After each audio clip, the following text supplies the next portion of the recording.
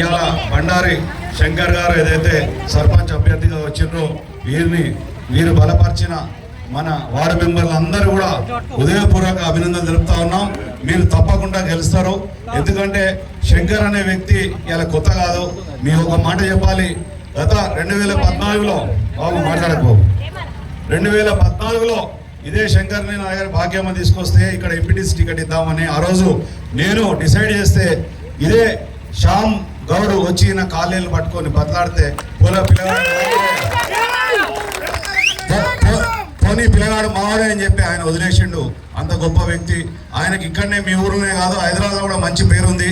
ఈయనది ఈ ఊరని కూడా నాకు తెలియదు. హైదరాబాద్లో ఒకరోజు కలిసినప్పుడు పక్కకు మా స్నేహితుడు చెప్పిండు, సార్ ఇది శంకర్ మీ దగ్గరనే భువనగిరి ఏ ఊరు అంటే రాఘాపురం. అట్లా పరిచయం కూడా అయ్యిండు. ఆయనకు హైదరాబాద్ కూడా మంచి పేరు ఉంది.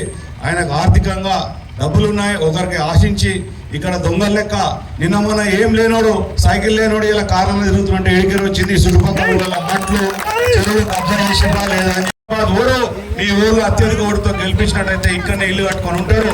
మీకు ఇచ్చిన ప్రతి మాట నిలబెట్టుకుంటాడు అని చెప్పి నేను చెప్పదలుచుకున్నా. ఇలా కాంగ్రెస్ పార్టీ ఏవో కల్లిపోలి మాటలు చెప్తున్నారు. వాళ్ళకు ఏడ కూడా అవగాహన లేదు. ఈ ముఖ్యమంత్రి ముఖ్యమంత్రి దొంగ.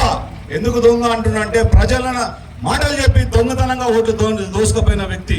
కాబట్టి ఏదైనా మీ ఎలక్షన్లో వాగ్దానం చేసి నెరవేర్చిందా లేదా ఒకసారి మీరు గుండె మీద చేసుకొని ఆలోచించాలి. గత 10 సంవత్సరాల కింద ఏదైతే కేసీఆర్ గారు వచ్చిన తర్వాత ఊర్లలో కరెంటు ఊరంతా సస్యశ్యామలంగా ఉండే